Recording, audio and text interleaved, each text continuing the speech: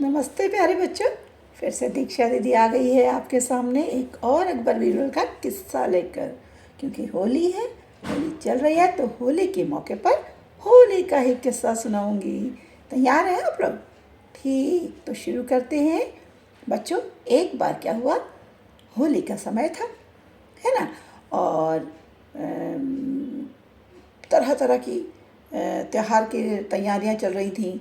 बाज़ार में बड़ी रौनक आ रही थी।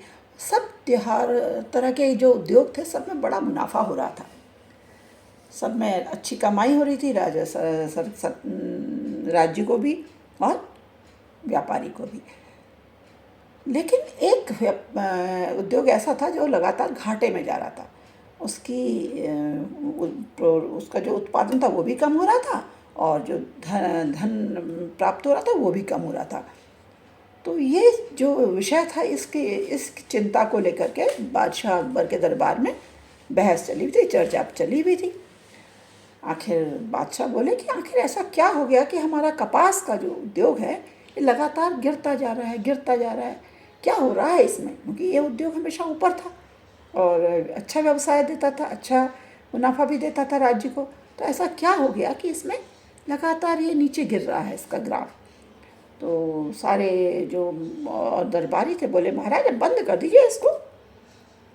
जिस उद्योग से राज्य को नुकसान हो रहा है, तो उसका बोझ अपने सिर पर क्यों रखते हैं आप? हटा दीजिए, बोझ कम कर दीजिए, और व्यापार तो चल ही रहे हैं आपके। तो बादशाह बोले, नहीं नहीं, ऐसा कैसे हो सकता है।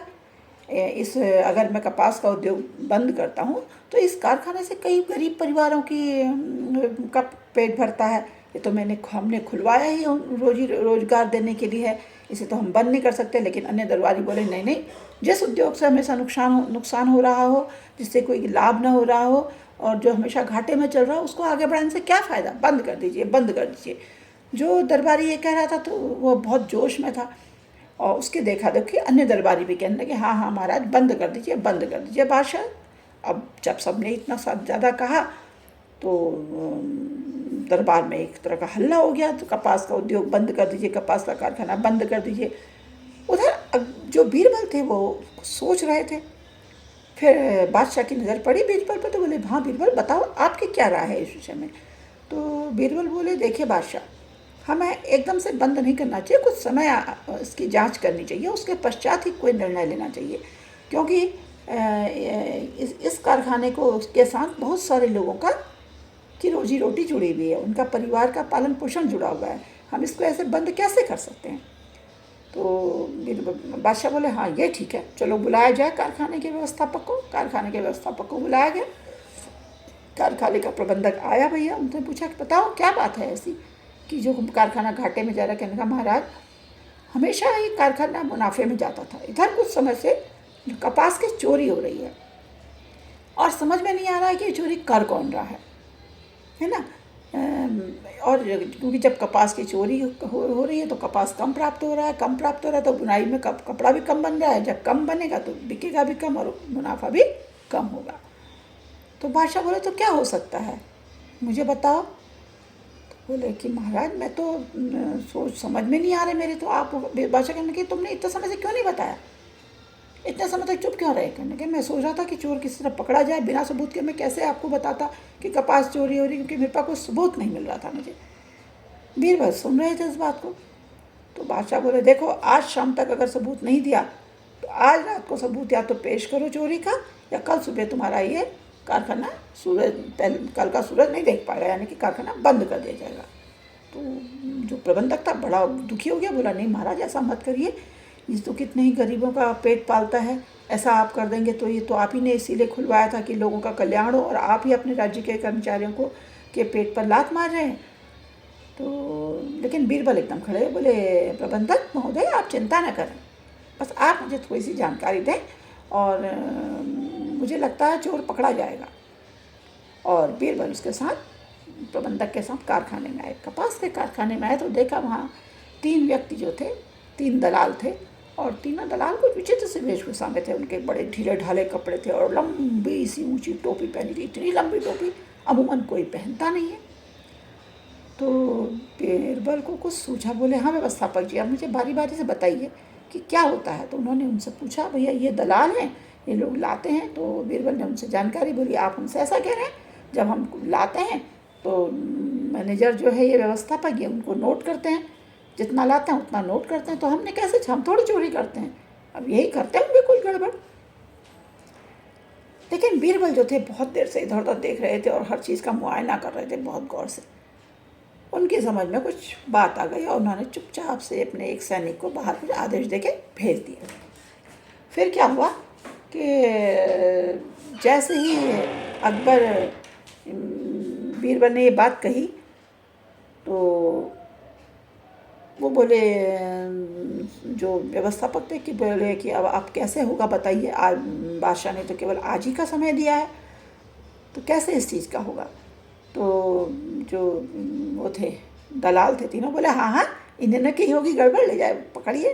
तो बीरबल बोले, अच्छा आप लोग जाइए, फिर आप तो निर्दोष मालूम होते हैं, आप जाइए, मैं व्यवस्थापक को रोक लेता हूँ। ऐसा कहते ही उनको लगा कि हाँ व्यवस्थापक के ऊपर बीरबल को शक हो गया है, इसलिए बीरबल उनको रोक रहा, और बड़े खुशी खुशी जाने लगे। जैसे ही वो बाहर को खुशी खुशी जाने लगे तो गेट पर पहुँचे ही थे कि सिपाहियों ने उन पर ढेर सारा बाल्टी भर के रंगीन पानी डाल दिया और वहाँ से चिल्लाए, बुरा न मानो होली है, बुरा न मानो होली है। और बीरबल भी व्यवस्थापक के साथ बाहर आए। वो बीरबल बोले, बुरा न मानेगा, होली है, होली का त्यौहार है, आज तो रंगों का है। तो वो फिर अब आप जा सकते हैं। अब वो चलने लगे, लेकिन थोड़ी देर बाद ये तीनों दलालों का चलना मुश्किल हो गया। उनको लगा कि उनका वो चल ही नहीं पा रहे हैं, सब बहुत भारी भारी सा महसूस करने लगे। उन्हें लगा उनके कपड़े भारी हो गए, उनके पैर बहुत भारी हो गए, कदम भारी हो रहे हैं, चल ही नहीं पा रहे हैं, सिर पर भी बहुत भार हो गया। अब वो ज़बरदस्ती आगे बढ़ने की कोशिश करने लगे, क्योंकि पीछे बीरबल खड़े थे व्यवस्थापक के साथ। लेकिन जब चलना असह्य हो गया तो एक दलाल के सिर की टोपी, लंबी सी टोपी, नीचे गिर पड़ी और उसमें से निकल पड़ी कपास ढेर सारी। जैसे ही वो कपास निकली तो बीरबल बोले, देखिए चोरी पकड़ी गई। और अब वो तीनों बड़े शर्मिंदा हो गए, बोले कि अब क्या होगा, हमारी से चोरी पकड़ी गई। बीरबल उनके लेकिन आपको कैसे पता लगा। व्यवस्थापक बोले कि ये चोर हैं। बोले, देखो बिना सबूत के तो मैं कह नहीं सकता था कि इन्होंने चोरी की है, लेकिन इनकी जो विचित्र सी वेशभूषा थी, जो ढीले ढाले चोगे वाले कपड़े थे, और जो लंबी सी, आशा से भी बहुत लंबी टोपी पहनते हैं लोग, ये तो आशा के विपरीत बहुत लंबी टोपी पहनी थी। इस पर मुझे शक हुआ कि ये लोग दबा दबा कर रुई को इनमें भर ले जाते हैं, और अगर इन्होंने चोरी की होगी तो जब इसमें रंग पड़ेगा, पानी पड़ेगा, तो ये बाहर से चल नहीं पाएंगे, और अगर नहीं की होगी तो होली का त्यौहार मान लिया जाएगा, इनको बुरा न मानो होली है कहकर ये चले जाएंगे। इसलिए मुझे भी, इनको भी बुरा नहीं लगेगा और मैं भी बेकार में तोहमत लगाने से बच जाऊंगा। ऐसा सुनकर बीरबल जो थे, जो तीनों दलाल थे, वो बहुत शर्मिंदा हुए। उन्होंने अपनी टोपियों से सारी कपास निकाली और बताया बादशाह को कि वो इस तरह से रोज़ चोरी किया करते थे, और इस तरह काफ़ी कपास रोज़ की रोज़ चोरी हो जाया करती थी। और ये भी उनके बीरबल के दिमाग में कैसे आया पता है, उन्होंने जब मुआयना करा ना, तो उन्होंने देखा कि कपास की बोरियों के मुँह सिले हुए नहीं है, खुले हैं। तो उनके समझ में आ गया। उन्होंने पूछा व्यवस्थापक से चुपचाप कि तुम क्या करते हो। इसके बाद उन्होंने कहा, मैं तो कपास तुलवाने के बाद चला जाता हूँ इनका पैसा लेने। तो उसके पीछे वो, उनके समझ में आ गया कि उसके पीछे लोग चोरी कर लेते हैं। उन्होंने चोरी का पता कर लिया और होली का त्यौहार भी मन गया, बुरा न मानो होली है। तो इस तरह एक कारखाना बंद होने से बच गया बीरबल की सूझबूझ के कारण, नहीं तो न जाने कितने परिवारों को भूखा सोना पड़ता, उन्हें कोई नया रोज़गार तलाश करना पड़ता। और बादशाह जो कि जनता की भलाई का काम करने की इच्छा रखते थे, उनका भी बदनामी होती। तो बीरबल ऐसे थे बच्चों, इतने बुद्धिमान, इतने हाजिर जवाब, सबके भलाई को सोच कर न्याय करने वाले, इसीलिए बादशाह सलामत उन्हें बहुत प्यार करते थे। तो आशा करती हूँ ये कहानी, ये किस्सा आपको बहुत पसंद आया होगा। होली के अवसर पर होली से जुड़ा किस्सा है। तो जल्दी ही मुझे कमेंट में बताइएगा कि ये किस्सा आपको कैसा लगा होली के साथ सुनने में, और शेयर लाइक दोनों ही करिएगा। जिन्होंने, जो मेरे इस चैनल पर नए हैं, जिन्होंने मेरे किस्से से पहले नहीं सुने हैं, आज सुन रहे हैं, और सब्सक्राइब भी नहीं किया है, वो सब्सक्राइब ज़रूर करिएगा। जिन्होंने मेरा चैनल सब्सक्राइब किया है उनकी मैं बहुत बहुत आभारी हूँ, और जो अब सब्सक्राइब करेंगे उनका भी मैं पहले ही आभार व्यक्त करती हूँ। उम्मीद करती हूँ इस तरह कहानियों का सिलसिला चलता रहेगा अनवरत। और इसी उम्मीद के साथ आपसे विदा लेती हूँ। नमस्कार।